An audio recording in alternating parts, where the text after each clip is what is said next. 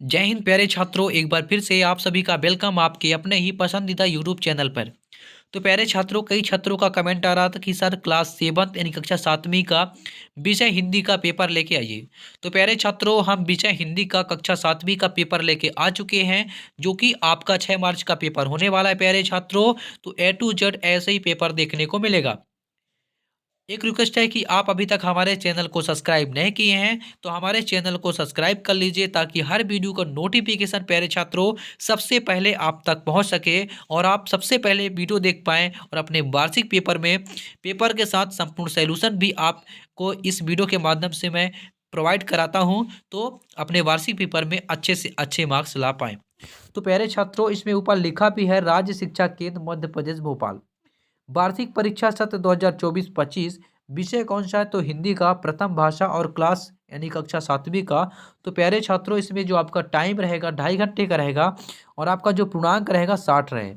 यदि आपको 6 मार्च का जो आपका पेपर होने वाला है हिंदी का, यदि आप उसमें 60 में 60 लाना चाहते हैं, तो प्यारे छात्रों हमारे चैनल में बने रहना है और वीडियो के लास्ट तक बने रहना है, ताकि हर वीडियो का नोटिफिकेशन सबसे पहले आप तक पहुंच पाएगा यदि आप हमारे चैनल को सब्सक्राइब कर लेते हैं। और यदि 60 में 60 लाना है तो इस वीडियो के लास्ट तक बने रहना है, और इस पेपर को पूरा पढ़ के जाना है। पूरा पढ़ के नहीं, रट के जाना, क्योंकि आपका जो 6 मार्च का पेपर होने वाला है, ए टू जेड यही पेपर देखने को मिलेगा। तो प्यारे छात्रों, बिना समय गंवाए चलिए अब हम स्टार्ट करते हैं। हमारा सबसे पहले है बहुविकल्पी प्रश्न। बहुविकल्पी प्रश्न है जो कि ऑब्जेक्टिव टाइप का क्वेश्चन है। निर्देश क्या दिया है प्यारे छात्रों? निर्देश पढ़ना अनिवार्य है। प्रश्न को पढ़कर नीचे दिए गए विकल्पों में से सही विकल्प चुनकर आपको उत्तर लिखना है। तो चलिए फटाफट अब हम आपको प्रश्न की ओर चलते हैं। तो प्यारे छात्रों, हमारा पहला प्रश्न क्या पूछा था? हमारा पहला प्रश्न पूछा है कि निर्देश आपसे लिखा है, तो फटाफट आप अपना निर्देश पढ़ लीजिएगा। इसके बाद पहले प्रश्न में पूछा है अप्रिय कटु कठोर शब्द नहीं है, कोई मुख से कहा करे। उक्त पंक्ति में कौन सा अलंकार है? अप्रिय कटु कठोर शब्द नहीं है, कोई मुख से कहा करे। उक्त पंक्ति में कौन सा अलंकार है? तो आपसे क्या पूछा है? अलंकार पूछा है। यमक अलंकार, अनुप्रास अलंकार, श्लेष अलंकार और उपमा अलंकार। तो प्यारे छात्रों, इसका राइट आंसर हो जाएगा ऑप्शन बी, यानी अनुप्रास अलंकार हमारा सही उत्तर हो जाएगा। इसके बाद प्रश्न क्रमांक 2 में आपसे क्या पूछा है? रहे भावना ऐसी मेरी सत्य व्यवहार करूं। रहे भावना ऐसी मेरी सत्य व्यवहार करूं। ए में है सरल, बी में है गरल, सी में सघन और डी में है मगन। तो प्यारे छात्रों, इसका राइट आंसर हो जाएगा हमारा सरल। सरल क्या हो जाएगा? राइट आंसर हो जाएगा। इसके बाद प्रश्न क्रमांक 3 में आपसे क्या पूछा है कि दोहा छंद में विषम चरण कौन कौन से हैं? पहला और दूसरा, दूसरा और चौथा, पहला और तीसरा, और तीसरा और दूसरा और तीसरा। तो प्यारे छात्रों, इसका राइट आंसर हो जाएगा ऑप्शन सी, यानी पहला और तीसरा इसका राइट आंसर हो जाएगा। इसके बाद अगला है कि तुलसीदास ने संत को किसके समान कहा है? तुलसीदास ने संत को किसके समान कहा है? अब ए में है कौवा, बी में है बागुला, सी में हंस और डी में क्या है? कोयल। तो प्यारे छात्रों, इसका राइट आंसर हो जाएगा हमारा ऑप्शन सी। इसके बाद प्रश्न क्रमांक 5 में क्या पूछा है कि उत्थान का विलोम शब्द है? पतन, गिरना, चोटी और ठहरना। तो प्यारे छात्रों, उत्थान का हमारा हो जाएगा पतन। उत्थान का क्या हो जाएगा? पतन राइट आंसर हो जाएगा। तो फटाफट आप स्क्रीनशॉट ले लीजिए। एक बार फिर से मैं आपको उत्तर उत्तर बता देता हूँ। ए का राइट आंसर हो जाएगा अनुप्रास अलंकार, बी का हो जाएगा यानी 2 का हो जाएगा सरल यानी ऑप्शन ए, 3 का हो जाएगा पहला और तीसरा, 4 का हो जाएगा हंस और 5 का हो जाएगा पतन। तो फटाफट आप स्क्रीनशॉट ले लीजिए। इसके बाद प्यारे छात्रों, प्रश्न क्रमांक 2 में आपसे क्या पूछा? रिक्त स्थान की पूर्ति करना है, जो कि प्रत्येक प्रश्न के लिए 1 अंक निर्धारित है। तो चलिए फटाफट हम रिक्त स्थान की पूर्ति कर लेते हैं। तो प्यारे छात्रों, हमारा पहले में क्या पूछा है कि दिन दिन धा धमक धमक पंक्ति में अलंकार है। तो प्यारे छात्रों, कौन सा अलंकार है? तो इसमें हमारा हो जाएगा अनुप्रास अलंकार। क्या हो जाएगा? अनुप्रास अलंकार हो जाएगा, यानी अनुप्रास हो जाएगा। इसके बाद 7वें में क्या पूछा कि अष्टांग योग योग का चौथा अंग है? अष्टांग योग का चौथा अंग है, तो ये हो जाएगा हमारा प्राणायाम। राइट आंसर हो जाएगा। इसके बाद दया करने वाले व्यक्ति को क्या कहते हैं? दयालु कहते हैं। इसका राइट आंसर हो जाएगा। इसके बाद 9 में क्या पूछा है कि पंख बना मेघ बजे। तो इसका राइट आंसर हो जाएगा हमारा हरिचंदन।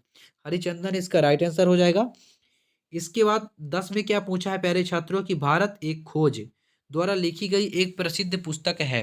तो इसका राइट आंसर हो जाएगा जवाहरलाल नेहरू। तो प्यारे छात्र एक बार फिर से मैं आपको उत्तर बता देता हूँ। 6 का उत्तर हो जाएगा अनुप्रास, और 7 का हो जाएगा प्राणायाम, 8 का हो जाएगा दयालु, 9 का हो जाएगा हरिचंदन, और 10 का हो जाएगा जवाहरलाल नेहरू। तो फटाफट प्यारे छात्रों आप स्क्रीनशॉट ले लीजिए। इसके बाद अगला प्रश्न आता है अति लघु उत्तरीय प्रश्न, जो कि प्रश्न क्रमांक 11 से 16 तक हमारा जो प्रश्न है अति लघु उत्तरीय प्रश्न है। तो फटाफट चलिए अति लघु उत्तरीय प्रश्न में आपको बता देता हूँ। तो प्यारे छात्रों हमारा 11 में क्या पूछा, प्रश्न क्रमांक 11 में पूछा है प्यारे छात्रों कि शाम के समय गंगा नदी कैसी दिखाई देती है। शाम के समय यानी शाम के समय गंगा नदी कैसी दिखाई देती है, आपसे ये पूछा है। तो शाम के समय हमारी जो गंगा नदी है प्यारे छात्रों शांत और अद्भुत दिखाई देती है। इसके बाद 12 में क्या पूछा है कि दीन दुखी जीवों के प्रति हमारा व्यवहार कैसा होना चाहिए।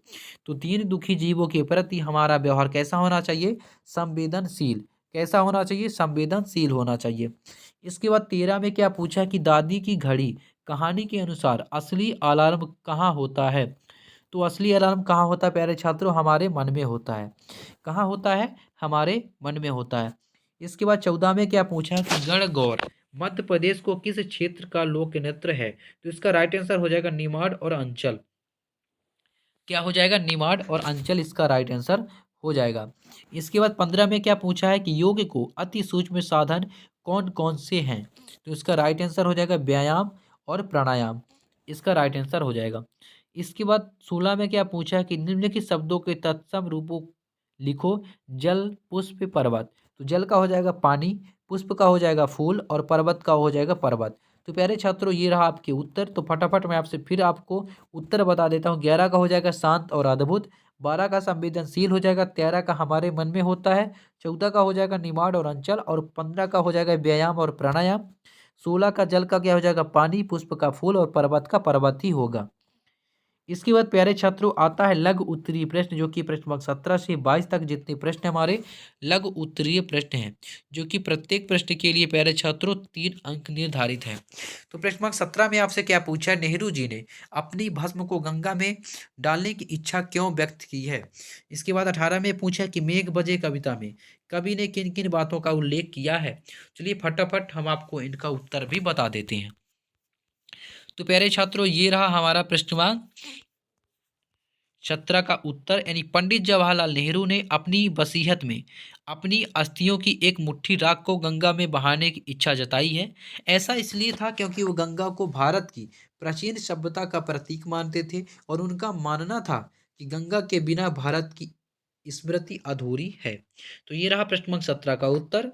इसके बाद प्रश्न क्रमांक 18 का उत्तर देख लीजिए प्यारे छात्र, यानी मेघ बजे कविता कवि नागार्जुन द्वारा लिखित एक ऐसी कविता है जिसमें कवि ने प्रकृति के सौंदर्य, मानवीय भावनाओं का अद्भुत चित्रण किया है। इस कविता में कवि ने मेघों के आगमन से प्रकृति में होने वाले परिवर्तनों का वर्णन किया है। कवि के अनुसार मेघों के आगमन से धरती का हृदय धड़कने लगता है और पेड़ पौधे झूमने लगते हैं। इसके बाद प्रश्न क्रमांक 19 का देख लीजिए, ये रहा उत्तर। प्रश्न क्रमांक 19 आपको दिखा देता हूँ, यानी सज्जनता की पहचान पहचान किससे होती है। तो आपको सज्जनता की पहचान आपसे पूछा है, तो ये रहा इसका उत्तर प्यारे छात्रों, यानी ऐसे लोग प्रत्येक परिस्थिति में धीरज रखने वाले, क्षमाशील, मन से पवित्र, क्रोध न करने वाले, अपनी इंद्रियों को नियंत्रित में रखने वाले, योगाभ्यासी और सत्पुरुषों का संग करने वाले होते हैं। सच्च रिता और सदाचारिता एक ही सिक्के के दो पहलू हैं। तो ये हो जाएगा आपका उत्तर। इसके बाद प्यारे छात्र प्रश्न क्रमांक 20 में आपसे क्या पूछा कि मैत्री भाव जगत में मेरा सब जीवों से नित्य रहे। इस पंक्ति का भावार्थ आपको लिखना है। प्रश्न क्रमांक 21 में आपसे क्या पूछा कि नेहरू जी ने अपनी भस्म को गंगा में डालने की इच्छा क्यों व्यक्त की है।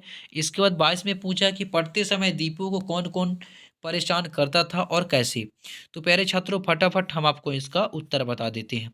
ये रहा प्रश्न क्रमांक 20 का उत्तर, यानी मैत्री भाव जगत में मेरा सब जीवों से नृत्य रहे का भावार्थ। यह पंक्ति कहती है कि मेरा सभी जीवों के साथ हमेशा भावार्थ मैत्री भाव रहना चाहिए। यानी हमें सभी जीवों के साथ प्रेम और मित्रता का भाव रखना चाहिए। यह सिर्फ इंसानों तक ही सीमित नहीं बल्कि सभी प्राणियों के लिए यह भावना लागू होती है। तो प्यारे छात्रों, फटाफट ये रहा आपका उत्तर और आप स्क्रीनशॉट ले लीजिए। इसके बाद प्रश्न क्रमांक 21 का उत्तर, यानी दीपू को दीदी और भैया की अपेक्षा कई प्रकार की सुविधाएं से वंचित रहना पड़ता था। उसके पास पढ़ने के लिए ना तो घड़ी थी, ना ही डेस्क। जब वह सुबह जल्दी उठना चाहता तो उसके पास अलार्म घड़ी भी नहीं होती थी। इसके बाद ये रहा प्रश्न क्रमांक 22 का उत्तर, यानी 23 का उत्तर ये है, यानी पंडित जवाहरलाल नेहरू ने भारत के प्रथम प्रधानमंत्री थे। यानी आपको 10 पॉइंट बनाकर लिखना है प्यारे छात्रों। दूसरे में क्या है, वो एक महान स्वतंत्रता सेनानी और नेता थे। तीसरे में है, उन्होंने भारत की आज़ादी के लिए संघर्ष किया। पाँचवें में है, नेहरू जी को बच्चों से बहुत प्यार था। छठवें में है, उन्हें चाचा नेहरू के नाम से भी जाना जाता था। और 10वें में है, वे एक महान विचारक, आलोचक, अभिलेखक भी थे। तो प्यारे छात्रों, फटाफट आप स्क्रीनशॉट ले लीजिए। इसके बाद क्वेश्चन नंबर 24 में आपसे क्या पूछा है कि दीपू की घड़ी कहानी के पात्रों के बारे में शब्दों में लिखिए, जो कि आपका 5 अंक का क्वेश्चन है। इसके बाद 26 में अपने प्रधानाध्यापक को 3 दिवस की छुट्टी के लिए आवेदन पत्र आपको लिखना है। तो ये रहा प्रश्न क्रमांक 24 का उत्तर प्यारे छात्रों। इसके बाद ये रहा प्रश्न क्रमांक 25 का उत्तर, इन दीपू की घड़ी कहानी में कुछ मुख्य पात्र हैं जो अब कहानी को आगे बढ़ाते हैं। आइए इन पात्रों के बारे में विस्तार से जानें। दीपू कहानी का मुख्य पात्र, यानी एक छोटा सा बच्चा जो घड़ी पाने की बहुत इच्छा रखता था। वह अपनी दीदी और भैया से मिलने वाली सुविधाओं से वंचित रहता और यह घड़ी पाकर खुश होना चाहता था। तो प्यारे छात्रों, आपको सहानुभूति देते हैं। यहाँ तक आपको उत्तर लिखना है, तो फटाफट आप स्क्रीनशॉट ले लीजिए और याद कर लीजिए, क्योंकि 6 मार्च का जो आपका पेपर होने वाला है, ऐसे ही पेपर देखने को मिलेगा। इसके बाद ये रहा क्वेश्चन नंबर 26 का उत्तर प्यारे छात्रों, तो फटाफट आप स्क्रीनशॉट ले लीजिए। तो प्यारे छात्रों, आशा करता हूँ कि आपको वीडियो पूरे समझ में आ गया होगा। तो वीडियो समझ में आ गया होगा तो चैनल को सब्सक्राइब कीजिएगा और अपने दोस्तों को ज़्यादा से ज़्यादा शेयर कीजिएगा, ताकि हर वीडियो का नोटिफिकेशन सबसे पहले आप तक पहुँच सके। फिर मिलते हैं नेक्स्ट वीडियो में, तब तक के लिए जय हिंद, वंदे मातरम।